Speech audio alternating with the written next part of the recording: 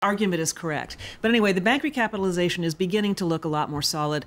The EFSF, the bailout fund, as you rightly point out, we don't really know where that money is going to come from. It might even be just a promise of funds that might come in case they're needed. One hopes that they won't be. And then, of course, there's the haircut on the Greek debt, which is a big victory. It remains to be seen, though, whether it's enough of a write-down. I mean, the big problem with this entire crisis, at least the last 2-year phase of it, has been the sustainability of Greece. Can it pay off its debts? Is 50% down going to be enough to make the Greek economy sustainable and also solvent again? It's a big open question. Oh, it sounds like a pretty good deal for Greece, doesn't it? Get half your debts just written off just like that? Well, I think they were sort of on life support, and they needed something like this to keep going. So for someone who's in that kind of situation, the being on life support seems like a good deal. I think they'd probably prefer if they could repay their debts and if they didn't need the write-down.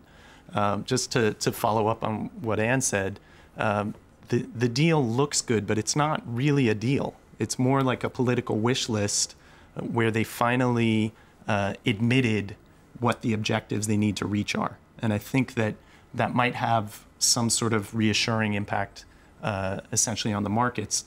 But people are going to be waiting and watching to see how the details get filled in one by one, and there are a lot of questions that remain. A lot of questions to be nailed down. But you were at the summit in Brussels, weren't you? And as I pointed out, this is the 14th such summit in under 2 years, and tempers are really wearing thin this time around, aren't they?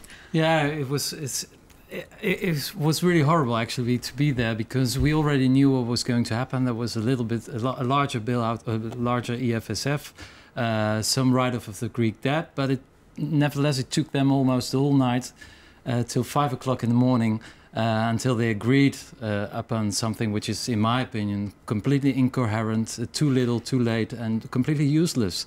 So I'm not very happy about the fact that I stole my sleep this week, and it will not help because it's the euro is not the problem. There's a whole different problem, and they're not able to address this problem. So it was completely useless. Dave Clark, journalists clearly do not like this deal, but the markets did. They rallied on the back of this, didn't they, both today and yesterday? That's a good sign, though.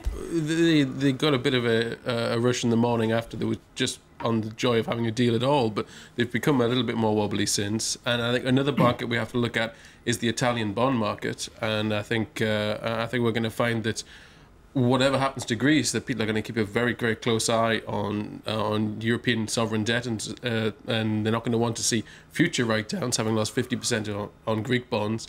And I was discussing this with Judah before the show. We don't really know the details of the Greek write-down in the first place. If we're converting, say, $100 of Greek debt into $50, we don't know then whether this new debt, which the banks theoretically are going for voluntarily, we don't know how much interest is going to be paid on that. We don't know how long these new bonds are going to last. There's very little detail in this program. We're told it's 50% write-down, but it'll probably end up being a lot less than that for Greece. They're going to have problems ongoing, and then the next we have to watch whether the Italians get caught up in this, and maybe the Spaniards, and their economies are much, much larger. All right. Well, while we're talking about Greece, let's have a quick listen to President Nicolas Sarkozy, who spoke following that deal last night. Here's what he had to say about Greece joining the Eurozone in the first place.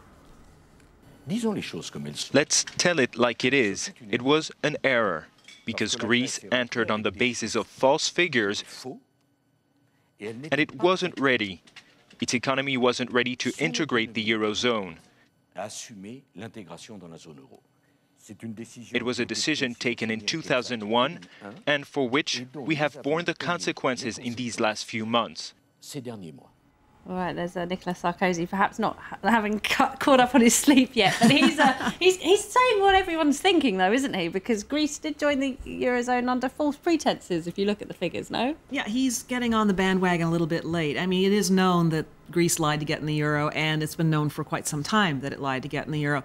It's interesting to see that he chose this moment to reveal and to be a plain talking man of the people kind of president of the republic. I mean, he's channeling Angela Merkel, who did look the banks in the eye in Brussels and said, look, you can either take a voluntary 50% now, or Greece will go under and you will lose all the money you've invested.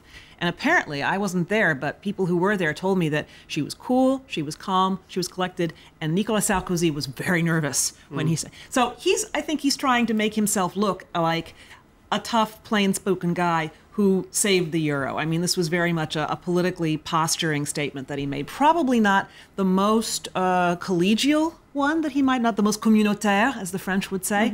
But after all, that wasn't the point of the speech. But France has a lot to lose here, doesn't it, Dave Clark? Because the AAA rating could be gone as a result of these huge debt obligations that France is taking on. Well, yes, we don't yet know what the effect will be on France's own rating and hence on Nicolas Sarkozy's poll ratings, which I'm sure are very prominent in his mind at the moment. He's got an election in 6.5 months' time, and the opinion polls suggest he's not going to win it. Next week, he is going to be grandstanding on the world stage yet again. He's got the G20 summit in Cannes, in which not only will he be back face-to-face with Angela Merkel and various of his European colleagues, but also with China, with the United States, and with a lot of people outside of Europe who've been very distressed by the way Europe has been handling this. There's a lot of Chinese money riding on this as well. And we're now going cap in hand to the Chinese.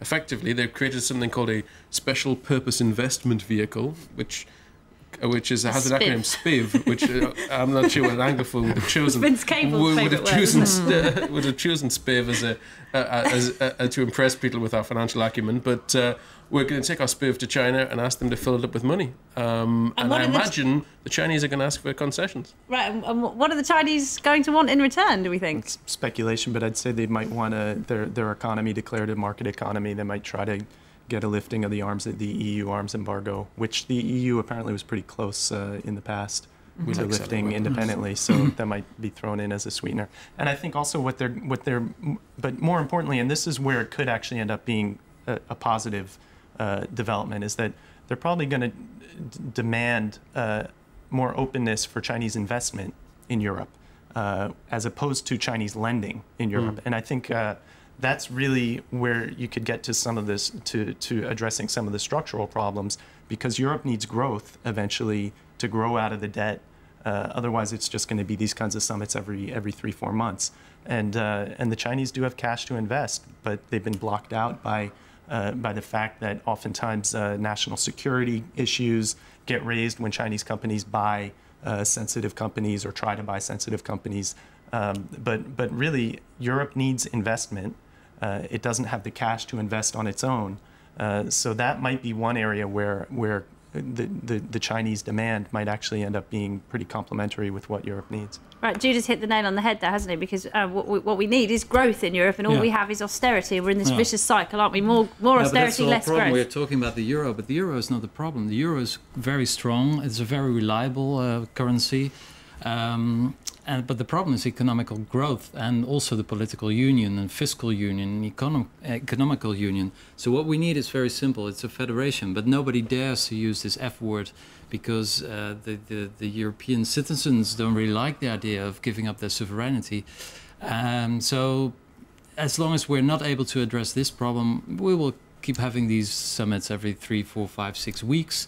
There will be another emergency summit within 2 weeks, and it will be probably cancelled, and then there will be another one a couple of days later. So we will continue on this road until we are really able to say, okay, we can't. This is not functioning anymore. We should find a different model. But I don't see any European leader being so. Have the courage to say so. I've seen the federalism word brought up a lot more now. Yeah, that's true. Than, for instance, a year ago. Yeah. Than even in July. Well, I mean, the thing is that we talk about the Greek debt crisis and the European debt crisis, but that's really shorthand for a few different crises. Yeah. And one of them is a political crisis in terms of solidarity in Europe. About a year and a half ago, it wasn't very clear whether Germany politically wanted to bail out Greece or saw the interest in doing so. There's also an institutional crisis in the sense that the euro is a common currency. It's a common monetary union, but there's not fiscal governance on a federal level whereby all the various different economies can be harmonized and fine-tuned in terms of what they need in terms of monetary policy, fiscal policy, things like that. as these crises summits become more frequent, the bar has been it's been moved down the road further and further towards federalism. People are talking about it. Yeah. They've used a lot of duct tape and a lot of hodgepodge of different measures. What they have now is essentially a really badly inefficient version of an institutionalized federalism. I'm not sure how much further down the road we've got towards federalism. I think we've shown up all the failings of the current system or lack of system. If that then leads to people pushing for greater federalism, then so be it. But we've also seen national parliaments, the British Parliament effectively repudiated the government's policy, relied on the opposition to get for the coalition to face down a motion. And in Germany, the Bundestag insisted on voting before Merkel could even go to Brussels and discuss. There are vetoes. I mean, there are national vetoes, but I think that also even 2 years ago, the idea that the European Commission would have a right to look at national budgets. Well, that's what they've agreed to do, isn't it? Now they're going to strengthen that surveillance, but we know that the Stability Fund has been ignored by pretty much everyone for years. So is that really the way forward, to have more surveillance? And what will they do if the rules are breached? Well, that's a big question. I mean, I tend to agree that there has been a lot more progress made toward even accepting the idea and talking about federal structures for Europe beyond the currency union. Interestingly, though, the countries that are talking about it the most and in the most clear terms are the ones that figured that in the end they're going to be running it, and that's France and Germany. If you look at the reactions in Italy and Greece to the deal and to what it means for those economies, you've got even people who support the deal in Greece saying we have to do it ourselves. This can't mean any loss of sovereignty, even though the country is basically owned by others. In Italy, the reaction was even more virulent. You can't possibly mean that our prime minister had to submit a letter of intentions to a bunch of strangers to tell us how to govern our country. It's admitting that we can't do it ourselves. It's a loss of sovereignty. That word keeps coming up over and over again, but it comes up among the countries who are most likely to lose sovereignty because they have mismanaged their economies and need to submit themselves, in many people's view, to a federal system. And this is the key problem with Europe where it is at the moment, isn't it? And when the Euro project was introduced 10 or so years ago, this wasn't really thought about so much. And now it's becoming a real pressing issue, isn't it? Yeah, well, when the Euro was designed in 1992 in Maastricht, there were already a lot of advisors and very influential people, amongst them Jacques Attali, for instance, who said at that very moment when they were negotiating that this will not work without a political union. And the leaders at that time, which were Mitterrand and Kohl, if I'm not wrong, they said, well, it's great that we already have this currency. That's already big progress. I think we think political union is too far. So they knew about the possible problem, but they didn't have the courage to say, okay, let's do a political union as well. They were already very happy with this currency. And so everybody knew that it was a time bomb actually ticking, and now it has exploded, and we don't really have the responses to what to do. And what I think is very interesting is that actually the financial markets are forcing us to become a federation, and that the leaders don't have any other option, and everything they try to avoid, they're forced to do. Mm-hmm. So and that's the problem. If you don't have any vision, then you're basically very passive, and that's what's happening right there. Yeah. If you see these guys talking, they don't really know what they're talking about, because seriously, because I spoke to many of them, of the leaders who were there at the reunion on Wednesday night. They didn't want to be there, did they? Sorry? You could tell that most of them didn't really want to be there. They're not able to explain what they really decided upon. And they are really together, well, with the 17 Euro leaders. They're on their own. There are no advisors. They can't leave the room to ask any advice. So they are deciding something which is really extremely complicated. But, they really don't know what they're doing. With no guidance and no precedent. No. Yeah. It's interesting that you brought up 1992, because if you want to look at why this is failing and why there's so little desire on the part of many leaders to talk about political union, you go back to the origins of the EU, and you look at what the predominant idea was, which was to interlock the economies of Europe so that there would be no more war. Principally France and Germany. Principally France and Germany. There's a great deal of tension still about the idea. In Europe, there's a great deal of tension about the idea of letting Germany run things. And you saw that last night in Sarkozy's speech. He took quite a bit of time to talk about how aligning the French economy with Germany's, marching arm in arm with Mrs. Merkel, was not somehow a betrayal of all the history. I mean, he talked about it. We have a very painful history with Germany, but people of vision and peace have been able to build bridges. And he put himself in the direct line of Mitterrand and Kohl and de Gaulle and Adenauer. I mean, it was very consciously trying to assuage the fear that closer ties with Germany were somehow going to undermine the key idea behind the founding of the Union. But the generation of Kohl and Mitterrand could remember the war, and the electorates that Nicolas Sarkozy and Angela Merkel have to deal with, it's almost unimaginable. It's true. Right. It's Right. true. And But you talk to young people and they say, I've never known a time when France and Germany were friendly. That's what was really striking about the days leading up to the summit, because both Sarkozy and Merkel in speeches explicitly raised the possibility of war on the European continent if the Union isn't saved. One thing I just wanted to add to what Stefan brought up is that really when you look at this crisis, if you say it starts with the Greek debt crisis, it starts because what Sarkozy said in his speech comes out to light. There's an election in Greece. The new government comes clean and says the books have been cooked, and progressively over each successive summit, there's been a sense of saying we've done what it takes. It hasn't been done. You have the bank stress tests in Europe. Everything's fine. Dexia goes under a month later. One thing after another. What it comes down to is that it's not, at this point, it's not just a financial crisis. It's a crisis of legitimacy and credibility. The political leaders are saying things that everyone knows are not really true. And when that happens, the confidence on which the kind of credit lines and economy is based